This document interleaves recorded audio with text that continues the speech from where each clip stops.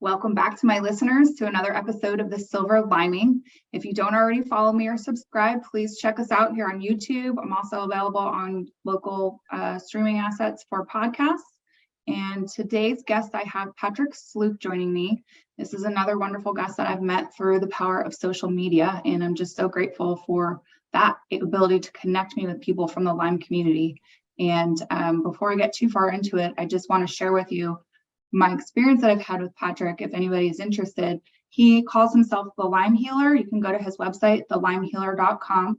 He's also started his own herbal company, Herbistat, to help people with Lyme disease specifically, but he does these wonderful healing sessions, and I've really been trying to think about how to explain this over the weekend. I had the session with him last week, and what I've told him is I really appreciate him more for helping to change my perspective, but the session itself was almost hypnotic. You put in ear pods, he walks you through, it's almost like a guided meditation of some past trauma, nothing too severe, but you almost have to relive it for a second or two. And then his words were very spot on for exactly thoughts that I had in my head or places that I was standing in my house, and different references to things that there's no way that I think he could have known about those.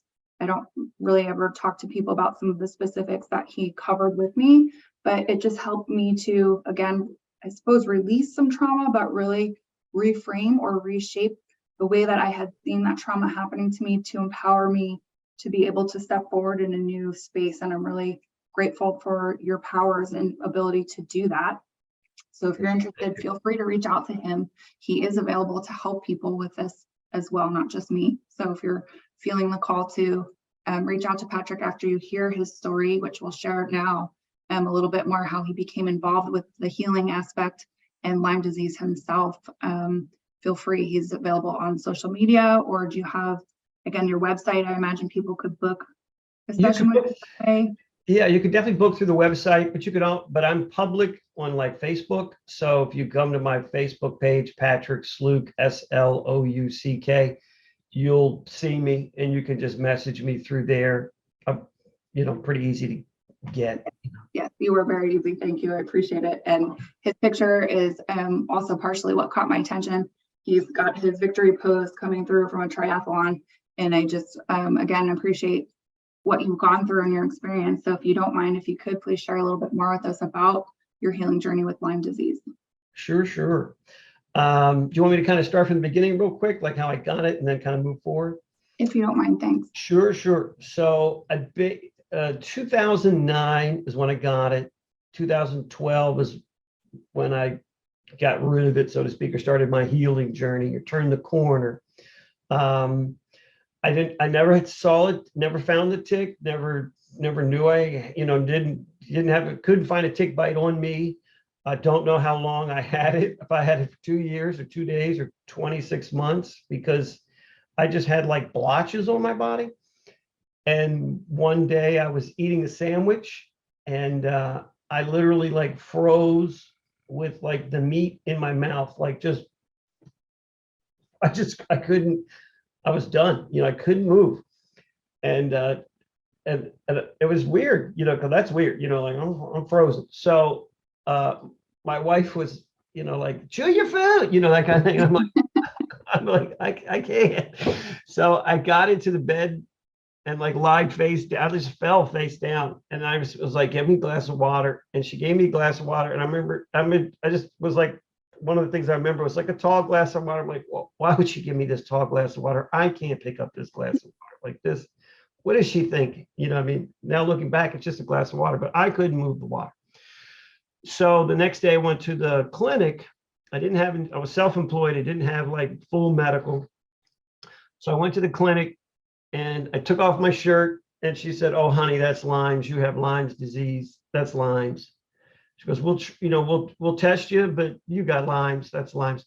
So she said, I'll give you 30 days of doxycycline and you'll be cured.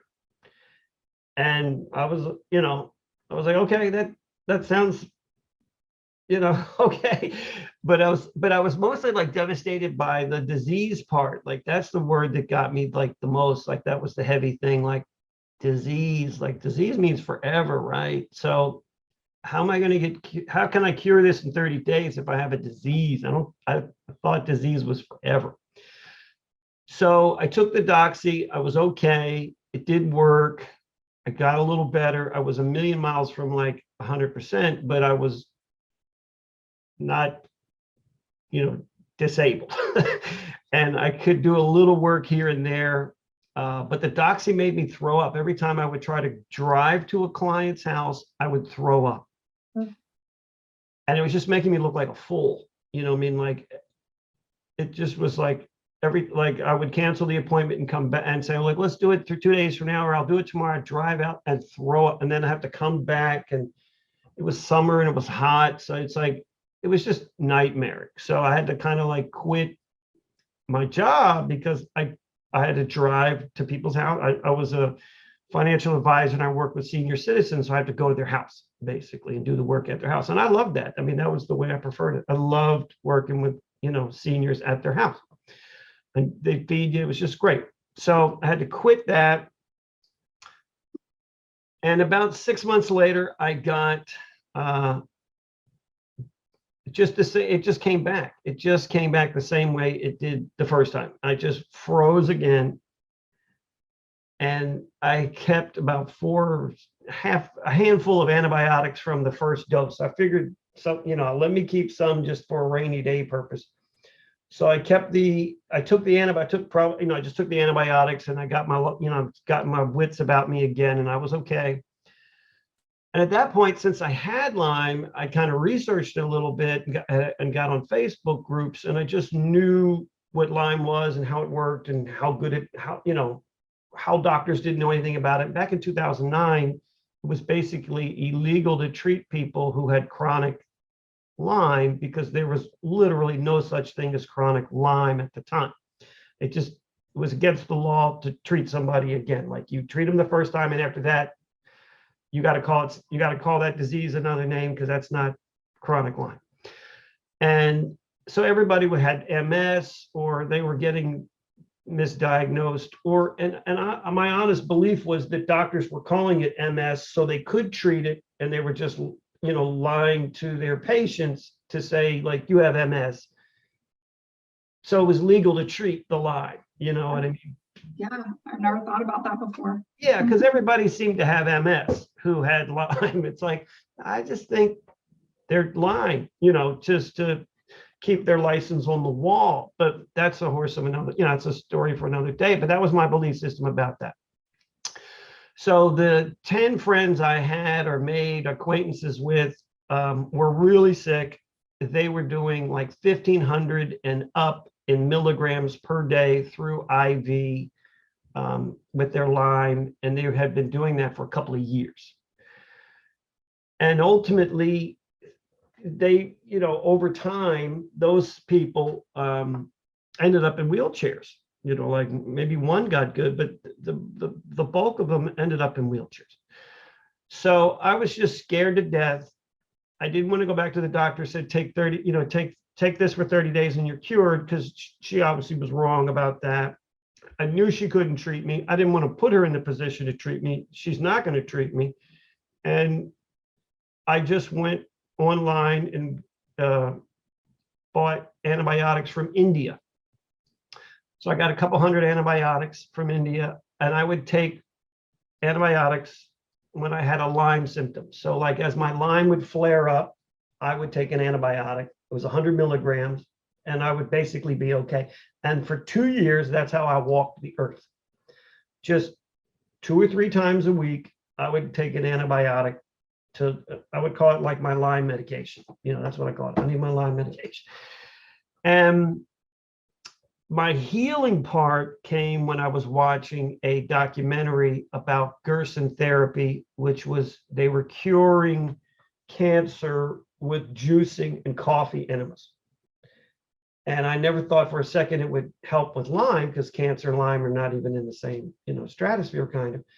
And I was really interested in the science behind it, and I was interested in the political problems that they had. Like, people all over the world were doing this, but they were all having the same problems, like whether they were in New Zealand or Australia or America, like the bigger companies were literally burning their houses down or giving them problems, or the IRS was just, they shut them down in one way, shape, or form. So they couldn't do this juicing thing, and they had to do it in Mexico and stuff like that.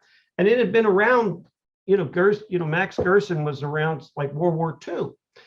And the interesting plot of that was that Charlotte Gerson, who's his daughter, Charlotte Gerson is 83 years old and she does not wear prescription eyewear. And I remember that sentence, and I stood up and I go, Jesus Christ, how can she be 83 years old and not wear prescription eyewear? And I was 40 at the time and my eyes were going. So I said, I'm going to start juicing. There must be something to this juicing. So I literally jumped up at 2 a.m. and started a blender. I put fruits and vegetables in the blender. And the next day, I looked in the mirror as I was walking the dogs, just about to go out the door to walk the dogs. And I looked like $1 million compared to I ever have. I mean, I was just like, oh my God, I look like $1 million. I am going to be a millionaire. I have found the fountain of youth, and I like, this is it. I'm going to be rich. And I ran into the bathroom and I'm like looking at the mirror and I'm like, no, you're still old. You have wrinkles, but why do you look so good? And I had lost about 10 pounds in inflammation. So it looked like I lost 10 pounds. And it was inflammation. And I just thought I was fat. I had no idea I was inflamed. This is the new, it was such a gradual fatness, this inflammation. So it might've been a little fat too, but I was definitely inflamed and had no idea. So a week later after juicing, and juicing, I mean smoothies, I bought a juicer. I took it back the next day because it was like way too much work. And I'm like, I'd rather have cancer than juice. I mean, I literally said that line.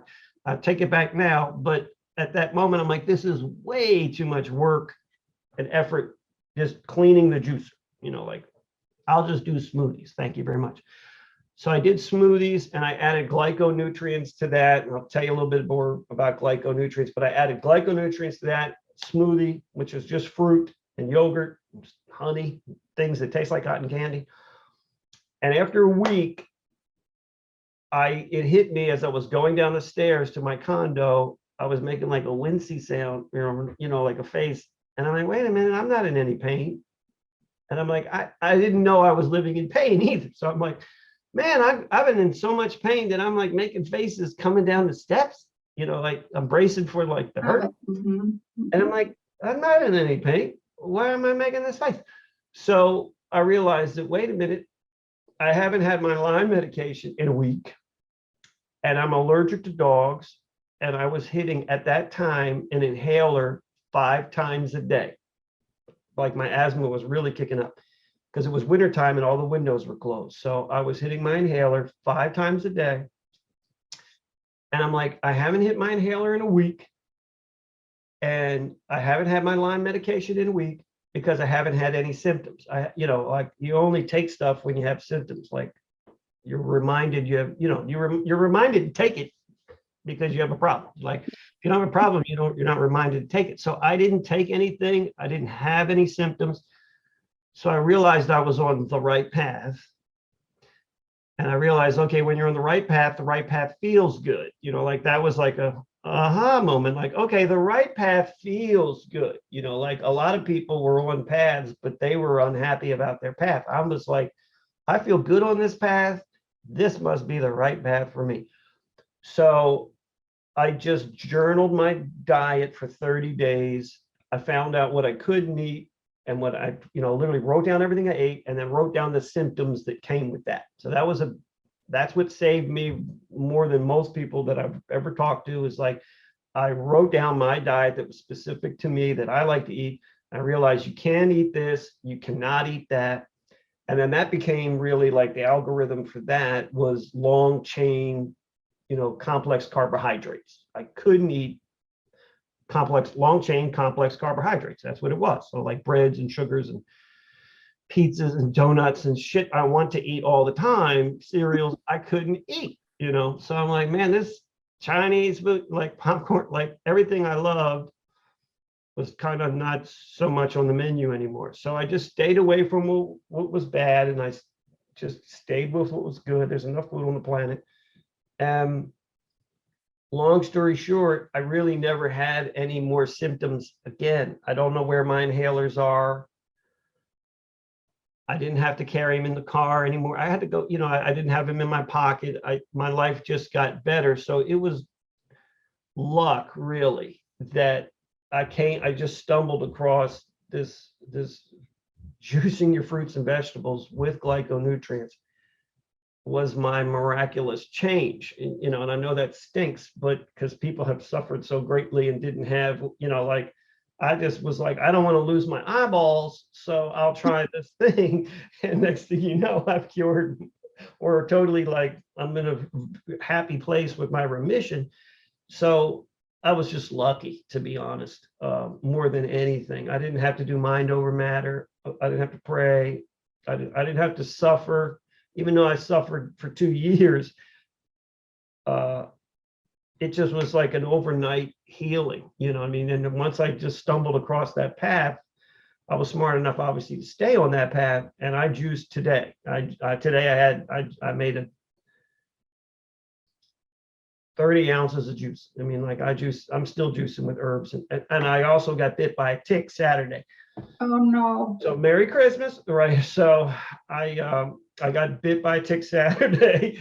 So I'm like, I'm just taking that, but I don't feel any wonkiness so far. I had like a moment of wonkiness, but it's like, it's nothing compared to, what Lyme is. So I'm going to be fine. But so I'm started back, so it's like, well, let's not play games. We're back to juicing. I have antibiotics that I buy from India. And I don't recommend anybody doing that, but that's what I do. I don't go to the doctors and say, please, please, please give me antibiotics. It's like, I already have 200 antibiotics in my closet. So the minute I find a tick, I pop an antibiotic and start getting on my herbs and get going and just, do the mind, body, spirit thing. Like, this is not going to happen. You're going to be fine. Don't worry about it. And I'll cross each bridge as they come, but I'm not going to feed into it like I got a problem. I found a tick on me. I swam 1,000 yards. I got up from that. I came back home. I was swimming. That's what I was doing. That's why I found it. I was taking off my clothes. I'm like, what is this? And I'm like, oh, it's a tick. So I swam, came home, ate a little lunch, ran 4 miles in the forest, on a trail full of ticks, so at least I'm smart enough to, like, bug spray myself down. Came back, took a nap, took my antibiotic then, and I probably had 4 antibiotics since. So, and I've had a couple juices, but it's going to be fine. I'm fine. I can feel that I'm fine. It's a legit tick bite. I'll give it to it, but I don't feel any koofiness. I caught it real early, so I'm going to be okay. So I'll shut up. I'll let you, obviously ask some questions and, guide me through this. But that's my healing journey. Just juicing fruits and vegetables with adding herbs. And I did add a ton of herbs as I went on through life, but and that was very specific, like why I was taking herbs, to kill Lyme. But that's what did it. Juicing fruits and vegetables. Diet is what got me through the biggie, which was, like I said, I was real lucky on that. Yeah. Okay. So I do have a couple questions for sure. To back up, one thing that you had said that I'm just like, So you're saying, and I know you're not a doctor, but you made the statement that cancer and Lyme are kind of in different stratospheres. I think of them very closely related, actually. And I see a lot of people who have Lyme then get cancer. And I think it's just because the immune system's been rendered immobile for however long, and then cancer is just rampant to grow. But I often think a lot of what I've done to heal my body would probably be very beneficial to somebody with cancer as well. So 100%. Yeah. I'm just kind of curious. And then what exactly are your glyconutrients? What constitutes? So and I sell glyconutrients now. So what a glyconutrient is, it's very basic. So cells communicate with other cells through proteins and sugars. So cells have those little micro things that are on them, and they kind of like touch other, like that's how cells communicate, by, like, touching one another. those little touchies are how they're communicating are sugar and protein. That's their language that they use. So you have all these microphage colonies, you have all these cellular colonies, and they're communicating with one another like this. So glyconutrients are the 8 sugars that are found on the planet and the proteins. So there are like 21 proteins that they're must-have proteins. Some of them you get from food, some of them you have to like buy or consume. You have to buy them. So your body doesn't make them is the right way to start. Body doesn't make them. So okay. So these sugars are fenugreek, kelp, shark cartilage or bovine, aloe vera, psyllium seed husk. And I think I can't think of it. I think one more is there's a red algae out there that works as well. So those are like kelp breaks down into 3 different types of sugar, for example. So there are 8 sugars known on the planet. If you put the 8 right now, you have in you 3 sugars. You got 3 sugars in you right now. I have 8 in me right now. So my body is communicating at its highest and best use. My cells are talking to like my memory cells are talking to the T cells. The T cells are talking to this cell. Like all the colonies are kind of speaking the same language, and they can interpret and talk to one another. So your cells are like this right now. My cells are like this. There's no nothing's getting through. It's a complete wall here versus most people are running around like this, meaning like anything can slip through. Mine is like this because I have a full language pattern. All my cells are communicating with the other. So the concept behind it is, wouldn't it be better if you had all the 8 sugars in your bodies? Like your cells would work better if you had all the sugars and the proteins that were on the planet together in you at the same time. Like, wouldn't you work better if you had that? It makes sense. So I don't know anybody who hasn't benefited hugely from glyconutrients. I mean, I don't know this person, I haven't seen this person. Everybody who gets on glycos in a smoothie it is life changing. You know what I mean? And since everything technically is cellular, like the C word or the M word or the D word or the R word, like whatever it is, it's your cells that are doing the work. So if your cells are communicating at their highest and best use, if their cells are like doing their job, 9 times out of 10, they'll be able to beat, just something that's inside of them 9 times out of 10. So for me, it was true. Like I took fruit and vegetables and I put glycos in there, and I didn't have asthma. I didn't have Lyme. I didn't have nothing. I didn't have joint pain. I didn't have inflammation. I didn't have anything. I mean, I had nothing to cry about, and drugs don't work like that. You know what I mean? Like drugs will heal asthma, but they won't cure Lyme, for example. It's like they do one thing, but they don't do the other. They don't cross over like that. But cells don't do that. Cells don't take vacation. Cells don't know the names. Cells don't call it MS or lupus or cancer. Cells don't say the name. They don't know the difference. They just know good cell from bad cell, and they can communicate and do the job. And that's what glyconutrients do. They just make you serve at your highest and best use on a cellular level. And they're cheap. I mean, they're $30 for a month's worth, and you put them in your smoothies or coffee or wherever. They taste like dirt because they are dirt technically. I mean, it's herbs, so it's not. You need them with smoothies to taste good. You can put them in your coffee. I put them in my coffee grounds when I get really lazy. I'll just put them in the coffee with some cinnamon, and it goes. I get it. It's like it works for me. That way I know I'm going to get glyconutrients.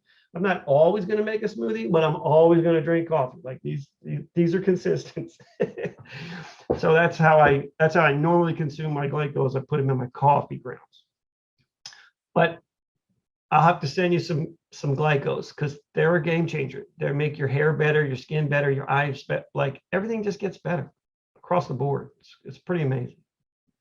You're making me think a lot about leaky gut for whatever reason when you're doing this, and just, Yeah. you know, that there's cracks to slip through. And I know a lot of times with people with Lyme and other chronic illnesses, a leaky gut is definitely along for the ride and partially potentially responsible for why there is such dysfunction in the body. So I wonder if that helps to tighten that up too. It seems like it does, because I had candida. I just didn't know what candida was because I was taking antibiotics for 2 years. So I had candida and it did help with candida. But candida is its own nightmare. And it's just as bad as Lyme. It can be, at least. I mean, I think it's just as bad as Lyme, to be honest with you, because you're like, it's a nutritional problem, and it's going to take a long time to heal, and you can only heal it with basically food, and you don't get rewarded for doing the right thing. You just don't get punished. So it's hard to find out if you're on the right track. You only get punished when you eat the wrong thing. You know what I mean? Something, and oddly enough, it just speaks to how interesting glycos are. I mean, when you have candida, you don't want things that are alkaline, high in alkalinity. You want things that are more acidic or neutral. And glycos are pretty alkalinic. I mean, they're pretty high in alkaline. So I don't understand. It's weird to me how I got over. It must have been something I was putting in, like the ingredients of the smoothie was probably, my body was telling me this is what I need for candida, for example. I just didn't know I didn't know I had candida, so I didn't know how to treat candida, obviously, but I was very aware of, like, I would go to the grocery store and I would just sit there and let my body pick it. I never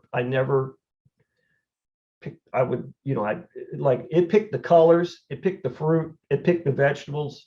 I would just say, like, look, I need to get well. You need to heal me. You know what's best for me. Choose what's best for me. I don't know what's best for me, but I know you know. So just go ahead. And I never checked price. I just picked, and it didn't matter if it was yogurt or what. I would just go through the store with the definiteness of purpose to heal myself. So my body wasn't like choosing foods to eat. It was choosing foods to heal, because that's what I commanded it to, like, pick what is going to heal me and make me right.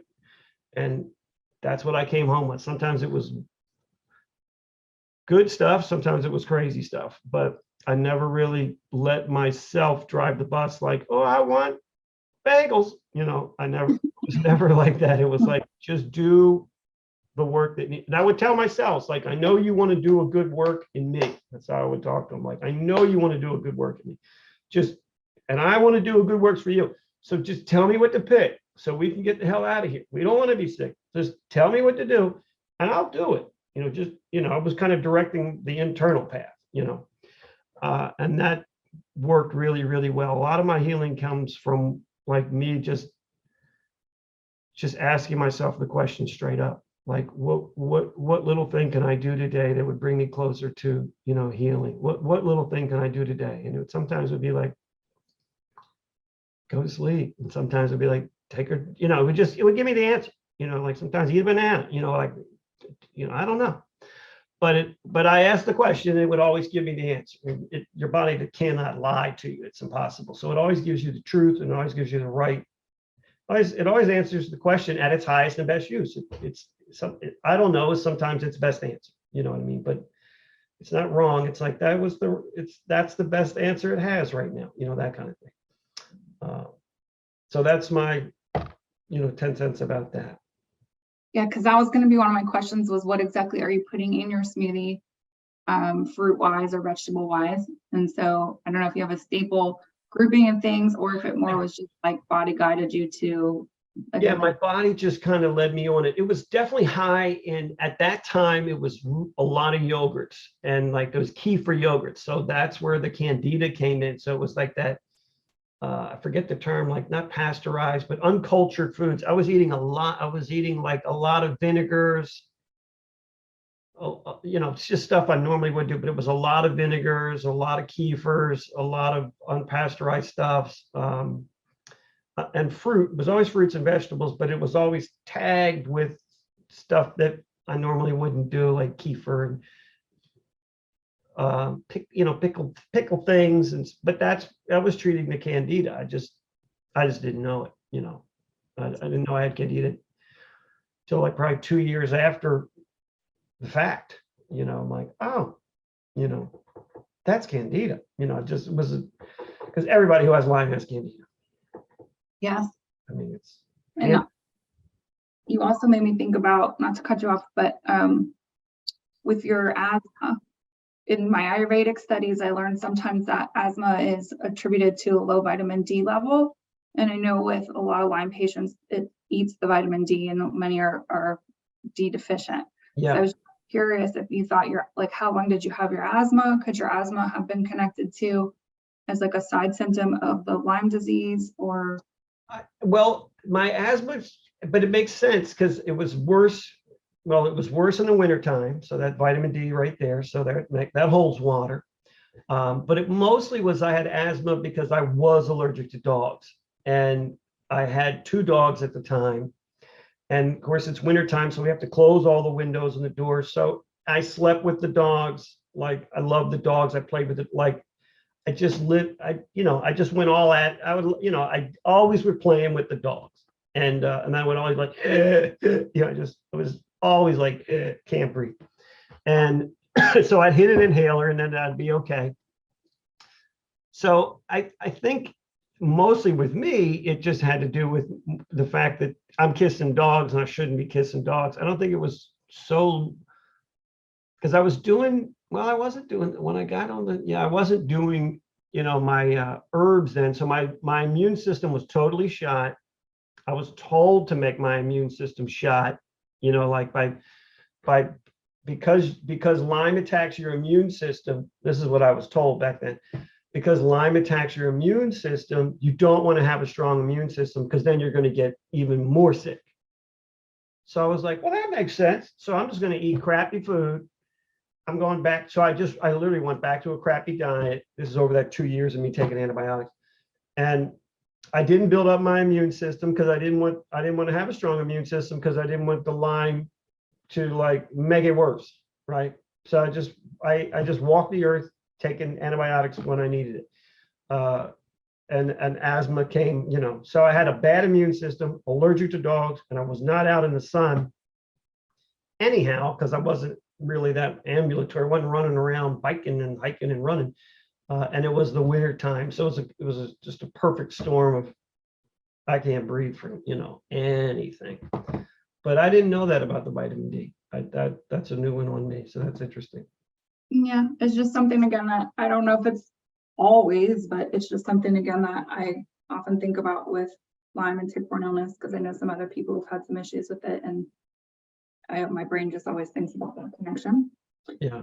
And then, so I think also too, it was good you touched on the fact that you did a food journal to help yourself kind of figure out different reactions that you had to food. I just think that's another good tool for listeners to understand, that you can help yourself a little bit more, because many times people are like, oh, it's so expensive to treat Lyme. And I know it is, in a sense, like I lived it and breathed it, but there are certain things that you can do that are low cost or no cost that could have high impact to help yourself. Yeah. And I think doing a food journal is one of those things, or even an elimination diet, which best thing you could do for yourself. You kind of maybe did that in conjunction with actually journaling what you were doing and how your body was responding. But again, that's a free thing that you can do. You can Google, if listeners aren't familiar with an elimination diet, and it'll, I'm sure, tell you how exactly you could do that. And you just clean up your palate to some very neutral foods, and then you can start reintroducing things slowly but surely to see if your has a reaction or not to it. Yeah, that to me, that was like the smartest thing I've ever done. And it's the only consistent thing I've ever done too. Like pretty much, like I really did. It was so life-changing, and it was so important to have this health that I was able to do something for 30 days, consistently. I've never, like, since then, I've never been able to do something for 30 days consistently, but that was working so well. And it really would be, like I would have a symptom, like, okay, I have a symptom. So I'd go through the book, and 17 days ago, the same symptom, and it would be popcorn. And I'm like, I had popcorn last night at the movies. Same symptom, same exact, same exact symptom. So I'm like, damn, popcorn's not, like, so it's like, now it's true. You can't eat popcorn. So there's no way in God's green earth, 17 days ago, you would have linked popcorn. But of course you eat popcorn at the movies. You're supposed to eat popcorn at, like, that's not a sin, that's life. You know what I mean? Like, but I was able to put that together. And so it was crucial. I think that was probably one of the best things I've ever done for myself. Yes, and I did that for a time period as well. I was really working on getting my diet down to so many carbs, or the lack of so many carbs a day. And so I was journaling and just keeping track of it so it could help me through that process, learning how to eat for more of how my body needed it to be now. Right. And it's also something else I think I get met with resistance sometimes. And I don't ever want to think that you can't eat something, or but everybody's body is different and reacts to different things separately. Sure. And so if there are certain things that you could do to help yourself more from a nutritional intake standpoint, think of it maybe as only temporary. It's just a temporary adjustment to get yourself tweaked back into the zone that you want to go. And often I think once those changes happen, and you could maybe speak to this a little bit more too, but once you change it, you don't really want to go back. Like, would you go back to eating pizza and donuts and bagels? Well, I do. But I'm healed. You know what I mean? Like, I eat them pizzas and donuts, but I do. But so you're good proof then that it was only a temporary adjustment. Yeah, but it got me out of the woods. You know what I mean? And but the truth is, I'm not going back in that woods either. Not for nothing am I going back in that woods. So I wouldn't do anything. I know what I can and can't do. I know how far I can take it. I know where the corner of the woods is, and I'm not going in the woods. So I'll play around, but I won't go in that woods. And part of legitly me is that I still herb up. In my world, I have Lyme disease, and I'm never going to fix it, and it's never going to get good. And I treat it like it's a problem because I don't want the problem. So I treat myself like I have a problem, and I treat myself more than probably 97% of the population who has recovered from Lyme. Like, I'm still at it because it's like, I'm not interested going back there. Not for nothing. I'm not interested in that. So I treat myself like I have a problem. I still take herbs. I still mentally, prepare my mind, my body, my spirit. I'm like always on, because I don't want to go back in. So I'll eat cheesesteaks or do, pizzas and stuff. I don't eat pizzas like crazy. But if I'm on the, I'll eat it when I have to, that kind of thing. Like, look, I'm starving, and this is life. I got a 7-year-old son, and we're eating pizza, that kind of thing. It is what it is. But I won't have like sex. I won't go crazy. But I also, on the left hand, I'm doing what the left hand is doing, and sometimes I cheat on the right hand, but I don't cheat on both. That's for sure. Like, that's never gonna happen. Like, never gonna happen. The left hand knows what the right hand is doing always. I'm transparent to myself with that. I call it sinning on myself. It's like, if I eat a pizza, I know I'm sinning. It's like, I know I'm sinning against my body, but that's what sin is. It feels so damn good. It's like, that's why we sin. It feels so good. Like that kind of. So it's like, I know I'm sinning against my body when I eat pizza, but I'm also doing 10 other things on my left hand that kind of like counter it out a little bit. A little bit more like a balancing act. Totally. Yeah. I'm a Libra, so we're always balancing by religion. You know what I mean? It's like, it has to balance, or it's not going to work. Long story short. Yes, that's a good approach, and it's nice that you're in a space where you're healed and you can actually have a little bit of fun and experiment. Yeah. So, because for the longest time I was like, I can't do that. I can't do that. I gotta just right down here, and I can't step straight off that path at all. Yeah. Sometimes now I do, again, because I'm in a different place. And when you're healthy, it's a lot easier to not necessarily have that Right. Be so regimented all the time. Yeah. discipline. Yes. Yes. But the purpose of being alive is not to be in that place. Like God made us to have joy and abundance and fun in life, not to be sick and miserable all the time. And so, yeah. I lived like a soldier for a while, but it's not to be like that forever. We're not meant to be in that space. And so I'm glad that you're well past that you can have fun again. And I know that you're also participating in triathlons. I think that might have been a turning point for you in your sickness or on your healing path that you knew. That was probably when you were healed. Can you talk a little bit more about that moment, please? Yeah. So my wife is a runner, and I could not run because I could not build up my immune system. So I was still like living in fear about all that. Even though I was better, I just, I'm not going to exert myself and then, like make line cross over. It's like, I'm just going to walk the earth and be healthy. And I was hell happy to just walk the earth and be healthy. You know what I mean? I didn't want to like do something that like make my immune system come down and then Lyme just be above it. That was scary to me. And people were scaring me, with their stories. And so I was listening and being afraid and living in fear of like, if I lower my immune system, then the Lyme is going to be above it. And I got Lyme again. And I don't want that. So I'm not going to run around like a crazy person, that kind of thing. So my wife is a runner, and she was pushing it's called Athletes Serving Athletes. And it's 5 athletes that push a disabled person around in a real high-end wheelchair.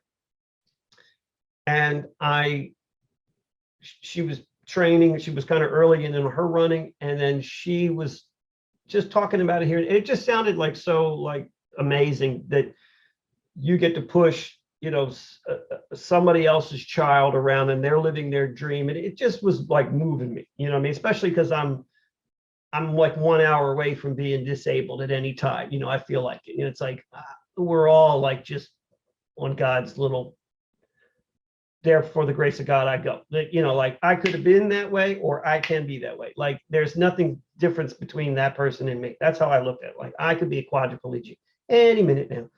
So I just was like so moved by like the humanity in that. So I went online and I checked it out, and I saw one guy pushing, one guy pushing, that part will come clear. One guy I never saw a human being sweat so much. He is pushing this child like across a football field. And I'm literally crying. I'm like, this is the most touching. They got the music going, man, it hit me in all the ways, right? And I'm like, I've got to do this. I've got to do this.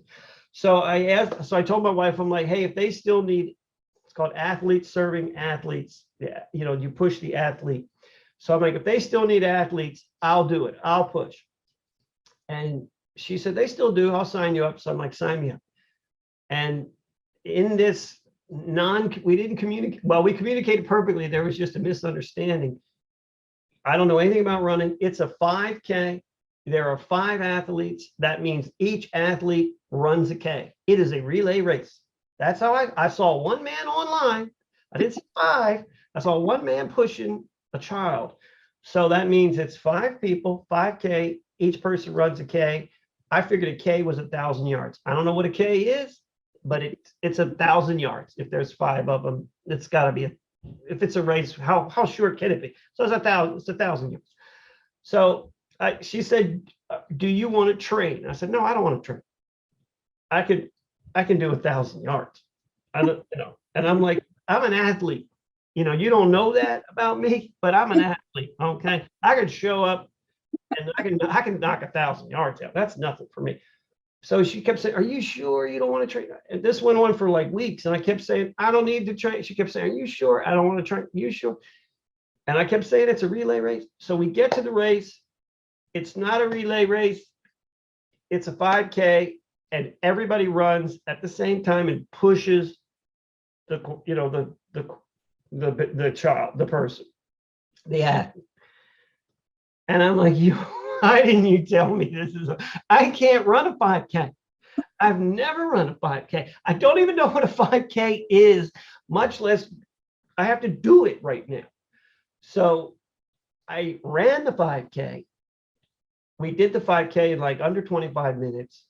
I still haven't been able to beat that time to this day, even not pushing a human being. And I went home and slept the entire day. Like, I mean, I was just dead tired. And for the rest of the week, my brain fog was good. So I was like, okay, I didn't die. The Lyme didn't cross over. And I feel better. And I'm thinking better. So people were wrong about that immune system thing. You're supposed to work out. You're supposed to like heighten your immune system to the best of your capabilities. I was totally wrong about that. They were totally wrong about that. So now I'm going to start working out and running, and because I hate running, I did triathlons. So I could swim. I love to swim, and everybody loves, I mean, biking is pretty fun. So it's not a lot. Biking is kind of easy. So it's like, you can just kind of coast, and anybody should like to bike pretty much. It's not that bad. So I'm like, I love to swim. Biking is great, and running, sucks. And I'll run with my wife on the races. So like when she's doing a 5K or a 10K or some kind of K, I can just rock up and run it with her because I'm in some sort of shape, because I'm training for the triathlon. You know what I mean? Like, so I would put a triathlon on my menu, and I would just get in shape for that. And then I could run whatever she needed to run, or she was going to do, and I would run it with her because I was in some sort of shape for the triathlons. And then as time goes on, like years later, I kind of came back to triathlons. I was fine. My health was fine. Everything was fine. But we had a son, so I didn't have time for triathlons anymore. And we moved to this new area. I met some new people. And that's a good healing thing, which is like, I surrounded myself with people who were Ironmen. So these triathletes were Ironmen. And they were just like me. I could swim faster than them. They could bike better than, it's like, they're just like me. Mm-hmm. So I was like, maybe I can do an Ironman. I want to do an Ironman. So let's do an Ironman. And a very quick story about that, I don't think you know that one, is that I did the half Ironman, that one, so I did a half, which is 70.3 miles. And then all of the full Ironmans, which are 140.6, the Ironmans are 140.6 miles, a full. All of the fulls were full up in the country because it was like 2 years after COVID, and they didn't run for 2 years because of COVID. So all the Ironman races in America, except for 2 races, were full and booked up. So I was not going to run a full ever, or it was going to be a year or 2 from now, because they're all full. They're all booked. You wouldn't think that possible. You can find so many idiots to run them. You know what I mean? It's like, how could there be that many jerks in the world that they would be full? Like, you'd think they'd have to pay you to come run an Ironman. Like, people are paying and they're booked. I don't understand. So I did the half. The half was fine. I'm now trail running, doing a little training, got bit by 3 ticks. And now I got Lyme real good. So I did the half about a month prior. I've got 3 tick bites. I am on the sofa. I am sick with Lyme. And it's been about a week now. And every day is getting like a little wonkier.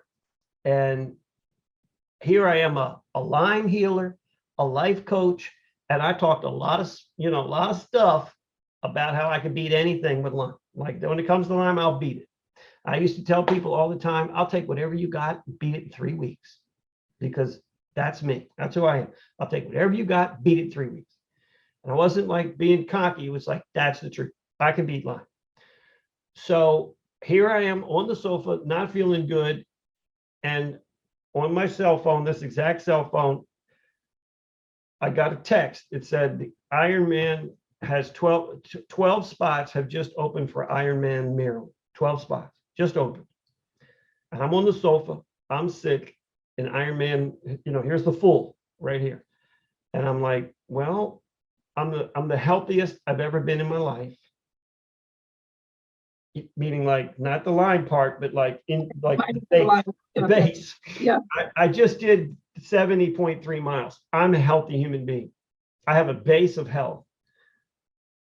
I'm probably not going to even, I may not even be alive next year. I may be in a wheelchair. I don't know what next year is going to bring for me, but I'm alive right now. And I have faith that on Ironman Day, somehow the oceans will spread for me, and I'll have health on that day. And I'm just going to book this in faith. And I literally bought it on my phone. It was like $980. Bought $1,000 for the Ironman race. You think this is, I mean, that's insane. Bought the race. And I literally said to myself, I said, I ain't got time to be sick. I'm going to go be an Ironman. And I got up and started training, and I never had another Lyme symptom.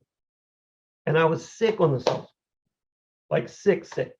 And my wife even took a picture to document how sick I was. I don't know why, but she did. I have a picture of myself like sick on the sofa. I don't know what the hell she was doing, but anyhow, I have a picture of me on the sofa and like kind of just not happy.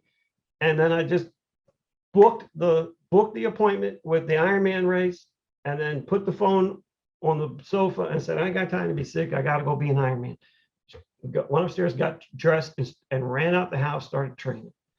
And I never got a symptom again.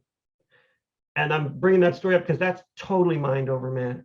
That is like in the moment, mind over matter. You know, it's like somebody breaking in your house and you forget you have a headache or something. It's like, oh yeah, that's right. I had a horrible headache. You know, it just went away for a while until I fixed that problem. I did not have a Lyme symptom. I was only concerned about being an Ironman. So for the next like 2 months, I trained real hard to be an Ironman.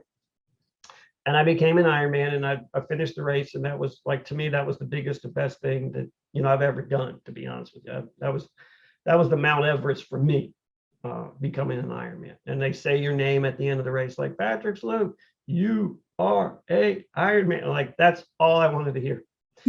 And the funny part is, the reason I did the half is because my wife told me, they say your name in the half. They say, Patrick Slouck, you are an Ironman in the half. I'm like, they do? She's like, yeah. I'm like, well, hell, I'll do that, you know. And they don't do that. So I did the half, and I'm like, they're not saying nothing, you know. Where's the red carpet? Where's the confetti? They had all the accoutrement. They had the red carpet. They had all the flags, but they didn't say nothing. You know, they're like, you just crossed the line. You know, I was totally robbed from that. But it is what it is. Yeah, and that's awesome. And I appreciate you sharing that, because I know a lot of times I feel like with chronic Lyme people, it can be a really long walk back towards health. And I know that you went through some struggles, but in a sense, you had also the ability to do mind over matter. And I'm always cautious when I say to somebody that it could take a long time, because I don't want to plant that seed, because it doesn't necessarily have to. Right. You're a good example of the fact that it could be an overnight type of healing. No reason. Possible miracles exist in all different ways. And so I'm glad for your story, especially to give listeners hope from that perspective, that you really can change your body almost in an instant to get back into health.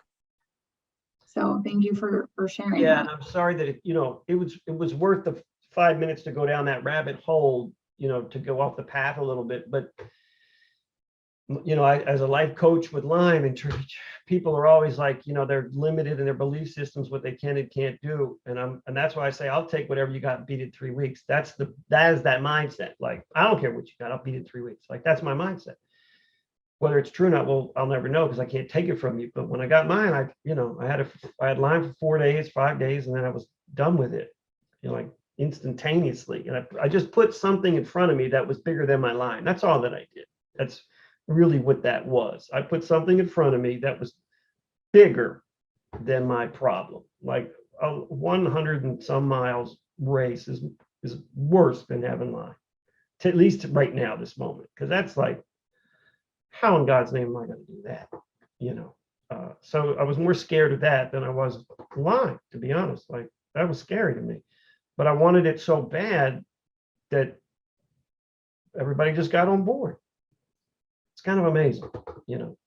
It is. because I think back to times when I would like look at myself in the mirror and I'm like, I can do this. I'm not gonna feel sick. And then I would be like feeling so sick and like, Right. I'm like, why?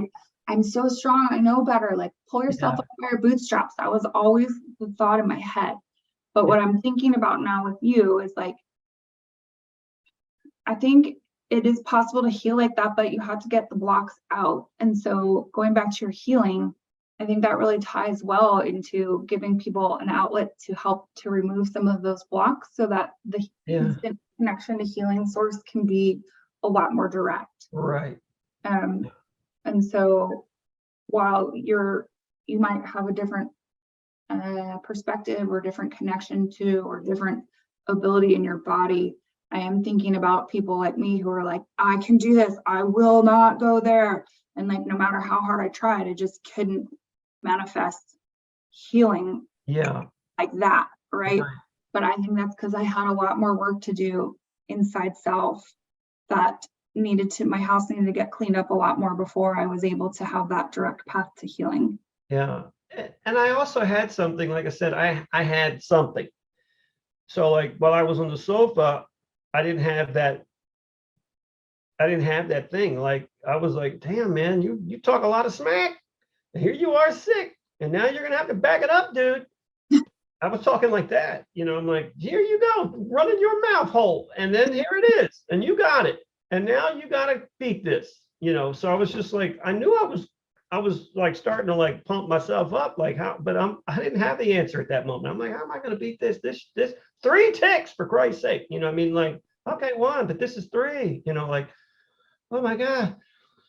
So I was like, I'm even getting like crazy thinking about it. It's like, I was scared, and I would have pulled it together. I would have beat it in 3 weeks. I know that because like I said, I talked too much crap, about that. So I was going to beat it in 3 weeks, but I just didn't know how I was going to be, like I didn't have that answer at that moment. That was just one of those other blessings that was like, bloop. And I was like, okay, let's go. It's time. This is it, like, okay, and then it was just all systems go. And that's what I love about triathlons is that on every race, and this is just important for the viewers to like hear, is that what I love about triathlons is that every race, you put yourself in a position that you've got to come save yourself. It's like you're on the run and it's like, shit, man, I can't do this. I don't want to do this. I hate this. I'm not going to finish. This sucks. Get me out of here. And you're starting to make excuses like, well, it's just not my day, like, and then you're like, that thing is like, no, man, I'll show you how great I am. There's nothing in me that's stuff. I'm right. And then you just start to figure, and then you come and get yourself. It's like you come and say, like, I come and I'm like, no, watch me. I'm gone. You got a problem. Like, we're gone. Let's go. And it's like, you just man up and you come and get yourself. And it's like, let's get let's go. And I start talking. I'm like, let's go. And I'll clap my hand. And I just get pumped up. And I'm like, and I'll start talking to people like, they said it was going to be hard. This is easy. This is easy for me. It's too easy. They said it was hard. I start like, I come with this nutball, right? But I just save myself. You know what I mean? And that's what I had to do with Lyme. That's life. The cavalry ain't coming. They ain't coming. You're going to have to come and save yourself. And Lyme gave me that, like in abundance, like they ain't coming. It's up to me. If it's meant to be, it's up to me. So that's what I love that's why I keep doing triathlons. It's not because of this or that. It's just like somewhere in there, I get to come save myself. I get to shine. I get to show me how great I am and how great my God is. And that's, like how good this moment is. And it's just, you get to like, and that's got to be healing. I mean, like that's an energy that's just an energy that's on another level. I mean, that's a vibrational frequency just epic. You know what I mean? And you can only do that when you put yourself in those positions that like you gotta, like you gotta come save yourself. We're swimming in an ocean now. I mean, like, come on, this is real. And that's what I love about doing that. So I'm doing a 50K. I signed up for a 50K. And that's, to me, that's as bad as the Ironman. Like, I don't run, I hate to run. But I have to have something in front of me that's like scary and way beyond my comfort zone. And then I get to come and prove myself, like, somewhere on that run, I'm like, this is the term I use, shit the bed. I'm going to shit the bed on that race. You know what I mean? And then I'm going to have to come save myself. And I love that about me. It's like Patrick comes and gets him. He'll do it every time. And I'm just going to put myself in that position, and I got to come save myself and drag myself across that line. And then I have that for the rest of my life. So when I get bit by a tick again, it's like, I'm bit now. And it's like, nah, this is not, like, there's no way I'm going to get sick. It's impossible. I don't know how I could do it. I mean, like, that's how I believe. I just don't know how I could do it. I don't know how a Lyme could beat me. Like one tick, I don't know how I could do it. Because I'm a nut job now, because I put myself in positions that were like, I don't know how I'm going to finish. And it's like, well, I did do that. And I didn't think I had the right to be in that race, much less finish, that kind of thing. So once again, I'm sorry for going off path, but That's okay. it's just great for people to hear, like, how it's done, like, you got to come get yourself. You've got to save yourself. You've got to make a U-turn and pull yourself out. And I'm sure you have these stories. I'm sure you have a great story about how you pulled yourself out of the lost and found, you know what I mean? Yeah. But I often think it's maybe not such an easy thing to like explain to people, but you're making me think about. So if I was somebody who is really struggling right now, they could reach out to you then, for example, to have you kind of help cheer them through that part. Oh yeah, I'm good at, that is a gift of mine, you know what I mean? I'm good at that, oddly enough, So people, if you're struggling and you're like, oh my gosh, well, that sounds so great. I'm so glad that Patrick was able to do that for himself. But how do I do that for myself? There are people that you can work with, like Patrick, that can help you to understand a little bit more about the struggles that are going on inside. And again, to help to release some of that, to give you more space to expand into healing and to have more of that power yourself, to be your own advocate, to pull yourself up by your bootstraps, because sometimes it's really impossible to generate enough strength inside when you're that sick, and you need to rely on external forces and sources like Patrick. Yeah, that's true. We can't do it ourselves. We really can't. Some of us can. I don't like to say it's not possible, but if it was to be like that, we would be the only human on earth, right? God didn't put other people here to just amuse us. Like, there's a reason. We can talk and ask for help and get other expertise, and you hire a plumber to take care of your plumbing. It's the same kind of thing. You hire a specialist to help you with your spiritual plumbing and your inner workings. Yeah. To me, I kind of say I'm a spirit guide, and you're a mind, you're a body, and your spirit. Each one of those requires medicine, different medicine, totally different. And the spirit is like on another level, and you kind of need a spirit guide to take you to the spirit. You could get there yourself, but God bless you if you can, because we're talking deep meditation. We're talking on quantum level. We're talking stuff.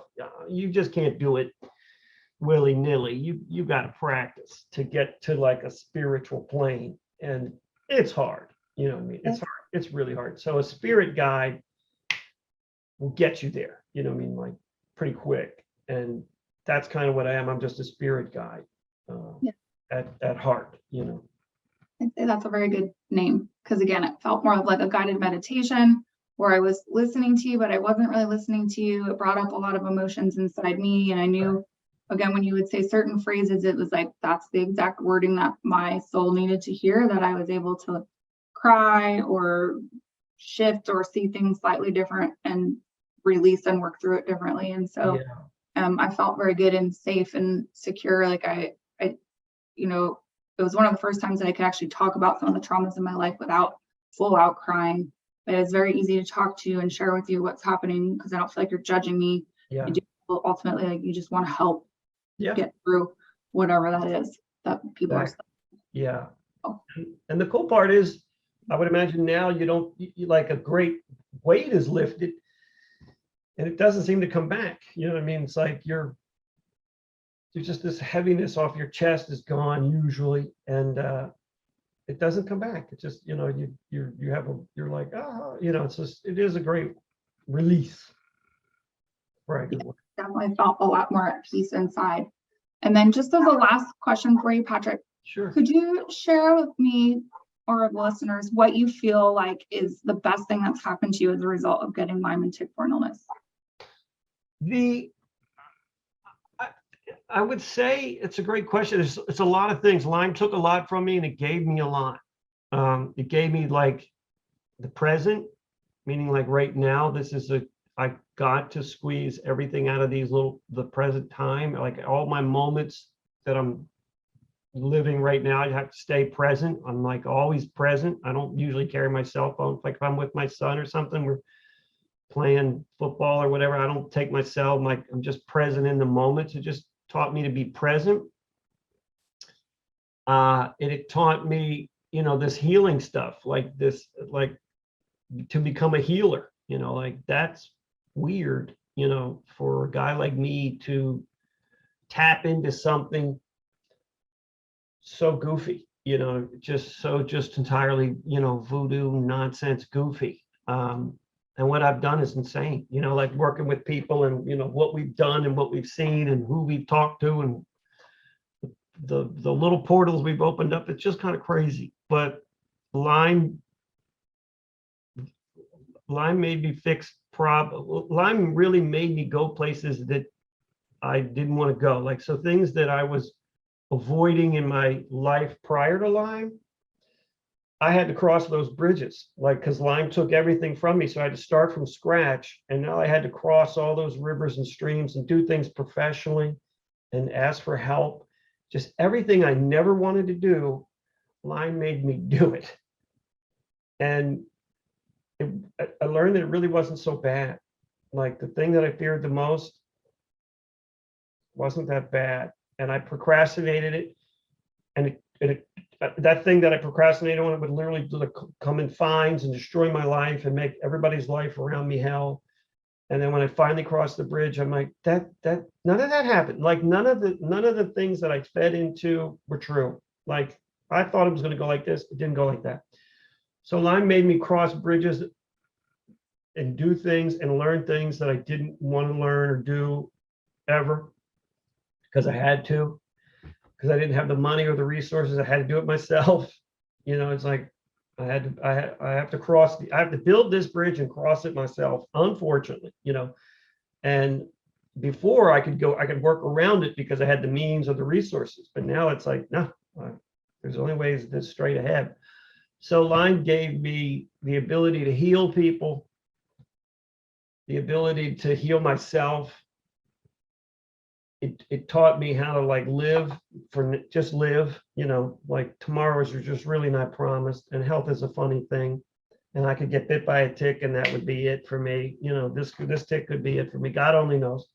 So it's like just so important to give the living their flowers now and not hold back with your love or your emotions, and don't take for granted anything, any moment. Don't take it for granted.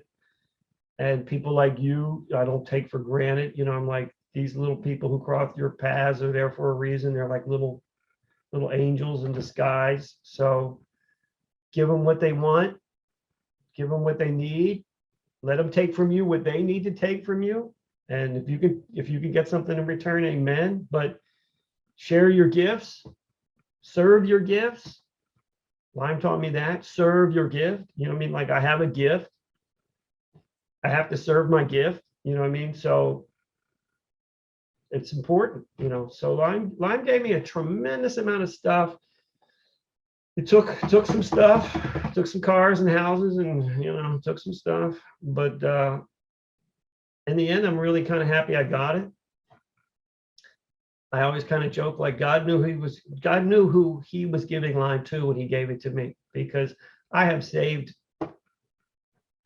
hundreds of lives, you know what I mean? And I'm not bragging, it's just the damn truth. I've saved hundreds of lives. I had a Lyme suicide page. And we had like for 4 years, I just was trying to stop people from killing themselves because it was that serious. 2009, 10, 11, 12, 13, 14, those were some bad years.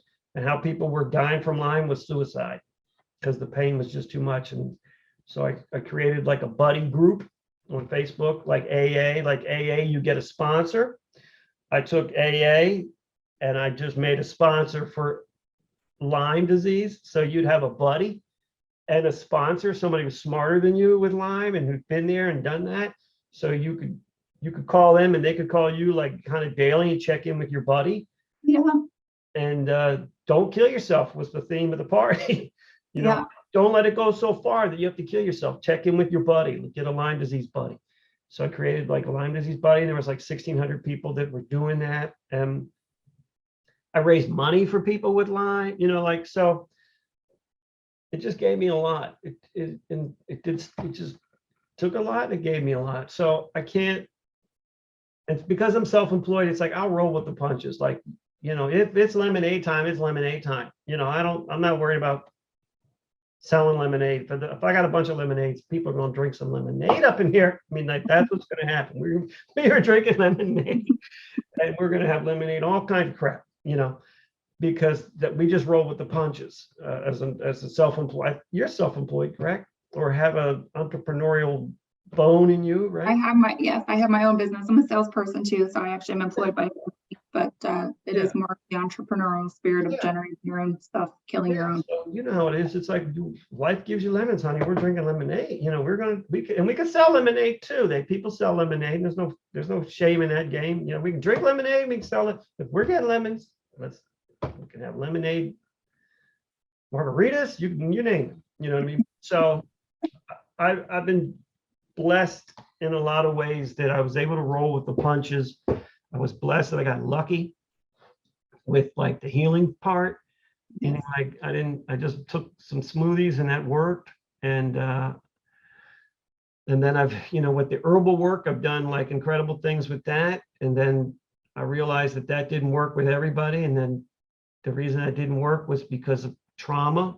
And then I was able to fix that. And I would have never been doing that if I didn't get Lyme. I would have never figured those things out. And the way that I do it, no, I have never met it. I don't know anybody who does it like I do it, as far as like the healing. Like I've combined a lot of crap. I mean, there's nothing new under the sun. I've got no new tricks, but the way I do it, I don't know anybody who does it. And that's just all from Lyme. I mean, that's just a little Lyme. It's a little gift Lyme gave me. That and like I said, I think God knew what he was doing when he gave me Lyme, because I was able to make a U-turn and go back and get a lot of people, a lot of people. Here's a good question. I don't want to out you. You can edit this, but I don't think you care. You're in the program, correct? AA, is that right? No, actually, I'd never specifically set out to not drink. It just happened. Oh, it just happened? Okay. Yeah, I used to drink a ton, like a fish, because that was one of the only things I could do to get any relief. But I think just gradually, as my body got healthier, I no longer had the desire for it. And ultimately, as you had said, to go back to, but body knows best, right? My body is like, no, this is poison. I don't want this. Yeah. So you're a rare little flower in that respect. You know what I mean? Because it's hard alcohol's the hard one. The vices are hard. Yes. Like I still smoke cigars. Like I like cigars. I mean, here I am running, doing all these drives. I'll smoke a cigar. Like I just like a cigar. I don't, I want to sit on the beach and smoke a cigar and be happy, for crying out loud. Like just is what it is. A vice is hard to break. So good. So congratulations on that. Yeah, thanks. Yeah. All that diligent machine walking. Right? Yeah. Thou cannot do this. Thou cannot do that. You will be holy and mighty and not do any of these things that normal humans like to do. Yeah. I think women in general are better at that than men. I mean, across the board, having discipline and structure and organization. I just think they're better at it. Like Like whatever you're doing, I can't do. I know that. It's like, I don't even want to attempt it. I don't even like laundry. It's like, how am I going to, so the structure, I just like to wing it. They call me Captain Scramble because it's like, I don't have a plan. I'm like, we're going to figure it out. It's going to work out. You'll see, I mean, like, I just let it evolve, you know what I mean? But you seem very rigid and even to do a podcast like this, I wanted to do a podcast 100 times. It's like I never had enough discipline to work through it, like all the isms that come with it. So congratulations on that. It's a big deal. Thanks. And I know it's going to be a big success, for sure. Thanks. I'm excited because again, it's just so critical for people to hear other ways that they could think about to heal themselves, or just the fact that other people have healed, because it shows them that they can do it. Right? Yeah. Like you or I are no different. We're people just like they are. And if we've gotten better, certainly something somebody else is capable of. It's just a matter of figuring out what specific Rubik's Cube configuration for that specific person that needs to be done to unlock them and help them to step out into health. What would you say the biggest things are,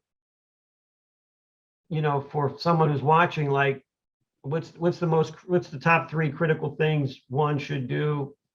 Even though everybody's different, what are the top 3 things? You talking to a bunch of people who are guys like me, for example, who said this. Like, what algorithm has you found that's like critical to, like, these are the top 3 things people should do who have Lyme? And I don't mean like take antibiotics and go see your doctor, but like just in general. I would say meditation is a good place to start, right? Like that's really how I started. I had a hard time working out and I wasn't really able to move that well and remember and do all those things and participate in life. So slowly but surely I start meditating and picturing health in my body. And then I did progress more into moving the body and getting things going again and getting that life force energy, the prana coming through us again. And I find a lot of relief through a nutritional intake plan, right? Like just figuring out the different foods and things that are going to serve my body in that particular time and space. And I find that those 3 things combined can really have a huge impact. But then also, again, like looking at the spiritual health and trauma. And when I say spiritual, I know people have like different conjurings of what I mean by that word, but I'm talking about soul. Like, what is the inside feeling like? What does your inside say to you? Is it yelling at you? You've got shame, guilt, embarrassment, these negative spectrum emotions. And what are you doing to tackle those? How are you getting that out of your system? Because we're not releasing that. We're not willing to look at that. We're never going to get better. And so you can put as much antibiotics and everything else in there that you want. But if you're not fixing the soul level injuries, you're not doing yourself a good service. Yeah. Well, that's awesome. It's funny how it's different for everybody. You know what I mean? Like your 3 are not like my 3. You know what I mean? It's just totally different. But that's this game. You know what I mean? Like that's the healing game. It's just nobody's the same. That's right.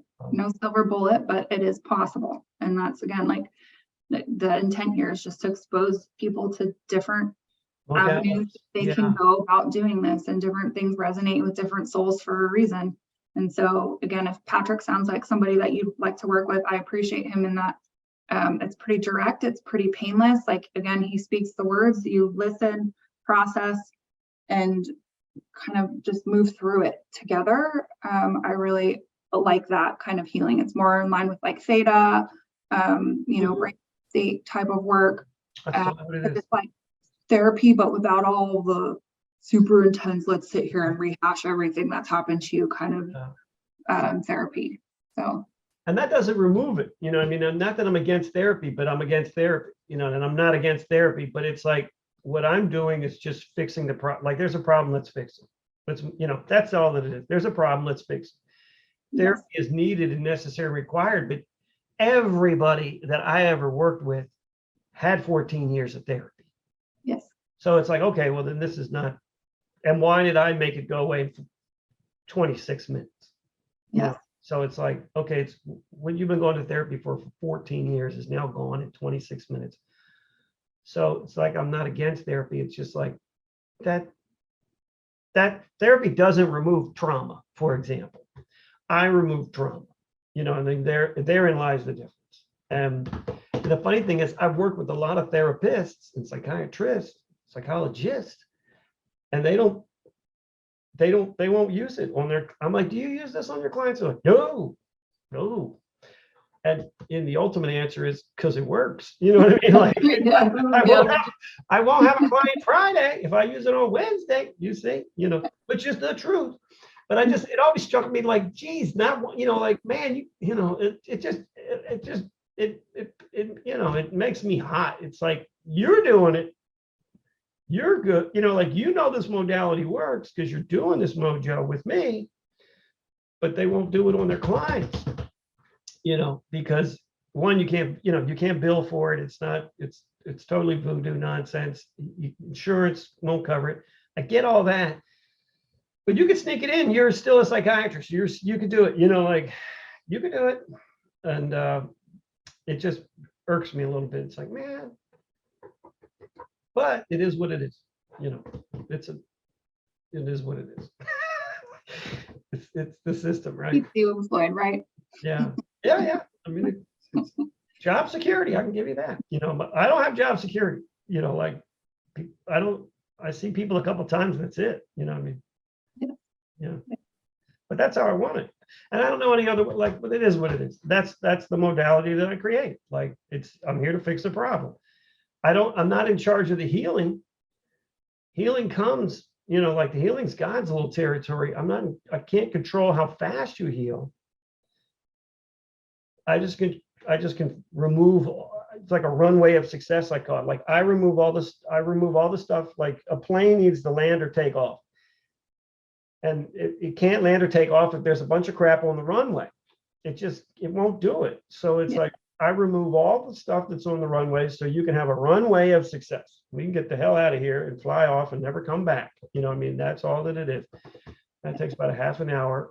And, I'm just in love with doing it. And I stopped doing it for a while because it was just taking so much of, like, my family time. But I'm interested in getting back to it now, to be honest with you. Yeah, good, because you do have a gift for it. Yeah, it's definitely a gift. I mean, it's weird, but it's a gift. Yes. Well, this has been very wonderful, Patrick. I appreciate you tremendously and sharing your time with me as generously as you have and helping me along my healing path, because it's one thing that I don't think really ever ends. We can always be continuously optimizing ourselves for smooth sailing in whatever phase and cycle in that particular moment of our life. So Yeah. thank you for that. And thank you for having me. Yes, most definitely. For sure. And thank you for letting me work with you a couple days ago. That was great. So I really appreciate that. Yes, my pleasure. Thank you. You got it. All right. Well, we'll be in touch soon. Thank you so much. And again, if you guys are interested to follow Patrick, his last name is Slouck, Slouck, that you can go ahead and find him on Facebook, and I'll tag him in this episode once it's released so that you're able to find him more easily. Thank you very much, Patrick. Have a really good night. God bless. Appreciate it. Thank you. Bye.